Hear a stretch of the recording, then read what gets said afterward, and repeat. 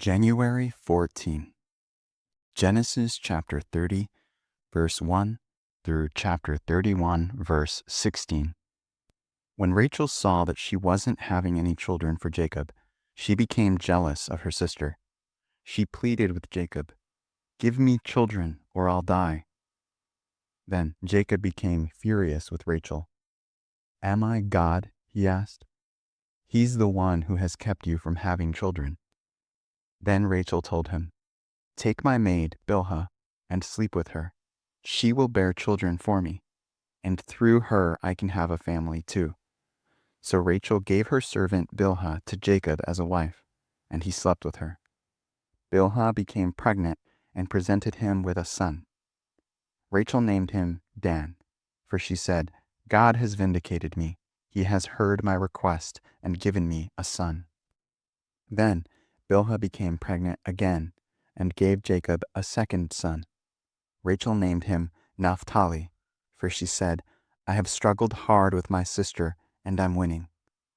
Meanwhile, Leah realized that she wasn't getting pregnant anymore, so she took her servant, Zilpah, and gave her to Jacob as a wife. Soon, Zilpah presented him with a son.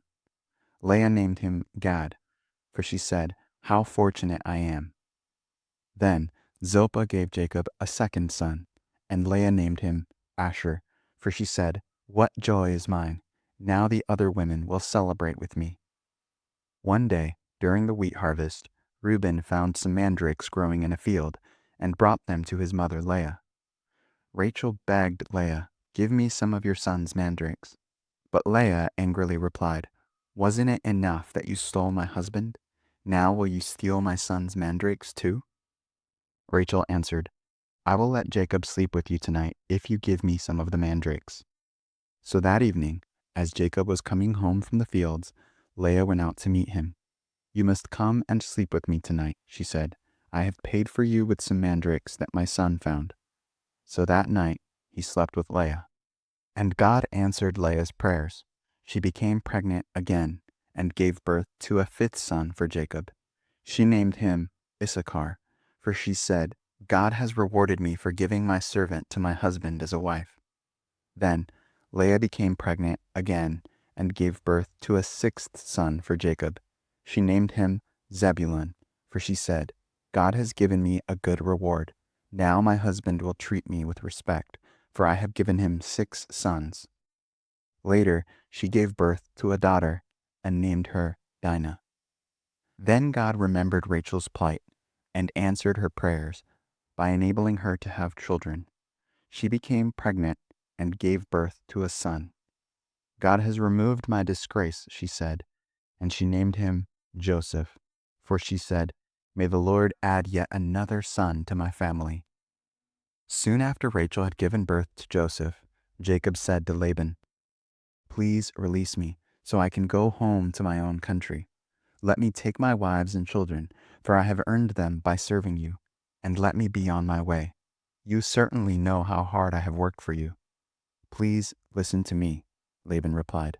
"I have become wealthy, for the Lord has blessed me because of you. Tell me how much I owe you. Whatever it is, I'll pay it." Jacob replied, "You know how hard I've worked for you, and how your flocks and herds have grown under my care. You had little indeed before I came, but your wealth has increased enormously. The Lord has blessed you through everything I've done. But now, what about me? When can I start providing for my own family?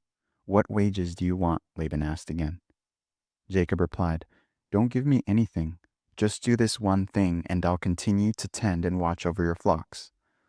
Let me inspect your flocks today and remove all the sheep and goats that are speckled or spotted, along with all the black sheep. Give these to me as my wages. In the future, when you check on the animals you have given me as my wages, you'll see that I have been honest. If you find in my flock any goats without speckles or spots, or any sheep that are not black, you will know that I have stolen them from you." "All right," Laban replied. "It will be as you say." But that very day Laban went out and removed the male goats that were streaked and spotted, all the female goats that were speckled and spotted or had white patches, and all the black sheep. He placed them in the care of his own sons. who took them a 3 days' journey from where Jacob was. Meanwhile, Jacob stayed and cared for the rest of Laban's flock. Then Jacob took some fresh branches from poplar, almond, and plane trees and peeled off strips of bark, making white streaks on them. Then he placed these peeled branches in the watering troughs where the flocks came to drink, for that was where they mated. And when they mated in front of the white streaked branches, they gave birth to young that were streaked, speckled, and spotted. Jacob separated those lambs from Laban's flock. And at mating time, he turned the flock to face Laban's animals that were streaked or black. This is how he built his own flock instead of increasing Laban's. Whenever the stronger females were ready to mate, Jacob would place the peeled branches in the watering trough in front of them. Then they would mate in front of the branches. But he didn't do this with the weaker ones, so the weaker lambs belonged to Laban, and the stronger ones were Jacob's. As a result, Jacob became very wealthy, with large flocks of sheep and goats, female and male servants, and many camels and donkeys. But Jacob soon learned that Laban's sons were grumbling about him. "Jacob has robbed our father of everything," they said. "He has gained all his wealth at our father's expense." And Jacob began to notice a change in Laban's attitude toward him. Then the Lord said to Jacob, "Return to the land of your father and grandfather, and to your relatives there, and I will be with you." So Jacob called Rachel and Leah out to the field where he was watching his flock. He said to them, "I have noticed that your father's attitude toward me has changed, but the God of my father has been with me. You know how hard I have worked for your father, but he has cheated me, changing my wages 10 times. But God has not allowed him to do me any harm. For if he said, 'The speckled animals will be your wages,' the whole flock began to produce speckled young. And when he changed his mind and said, 'The striped animals will be your wages,' then the whole flock produced striped young. In this way, God has taken your father's animals and given them to me. One time, during the mating season, I had a dream and saw that the male goats mating with the females were streaked, speckled, and spotted. Then, in my dream, the angel of God said to me, 'Jacob,' and I replied, 'Yes, here I am.' The angel said, 'Look up and you will see that only the streaked, speckled, and spotted males are mating with the females of your flock. For I have seen how Laban has treated you. I am the God who appeared to you at Bethel, the place where you anointed the pillar of stone and made your vow to me. Now, get ready and leave this country, and return to the land of your birth.' Rachel and Leah responded, 'That's fine with us. We won't inherit any of our father's wealth anyway. He has reduced our rights to those of foreign women, and after he sold us, he wasted the money you paid him for us. All the wealth God has given you from our father legally belongs to us and our children.' Rachel and Leah responded, 'That's fine with us. We won't inherit any of our father's wealth anyway. He has reduced our rights to those of foreign women, and after he sold us, he wasted the money you paid him for us. All the wealth God has given you from our father legally belongs to us and our children. So go ahead and do whatever God has told you." Matthew chapter 10, verses 1 through 23. Jesus called his 12 disciples together and gave them authority to cast out evil spirits and to heal every kind of disease and illness. Here are the names of the 12 apostles. First, Simon, also called Peter. Then Andrew, Peter's brother. James, son of Zebedee. John, James's brother. Philip, Bartholomew. Thomas, Matthew, the tax collector. James, son of Alphaeus. Thaddeus, Simon the Zealot, Judas Iscariot, who later betrayed him. Jesus sent out the 12 apostles with these instructions: "Don't go to the Gentiles or the Samaritans, but only to the people of Israel, God's lost sheep. Go and announce to them that the kingdom of heaven is near. Heal the sick, raise the dead, cure those with leprosy, and cast out demons. Give as freely as you have received. Don't take any money in your money belts, no gold, silver, or even copper coins. Don't carry a traveler's bag with a change of clothes and sandals, or even a walking stick. Don't hesitate to accept hospitality, because those who work deserve to be fed. Whenever you enter a city or village, search for a worthy person and stay in his home until you leave town. When you enter the home, give it your blessing. If it turns out to be a worthy home, let your blessing stand.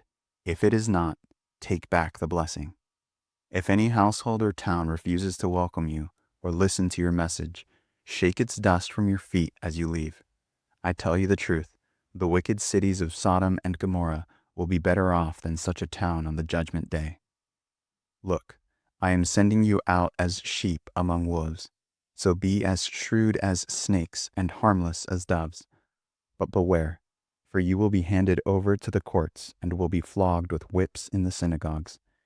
You will stand trial before governors and kings because you are my followers.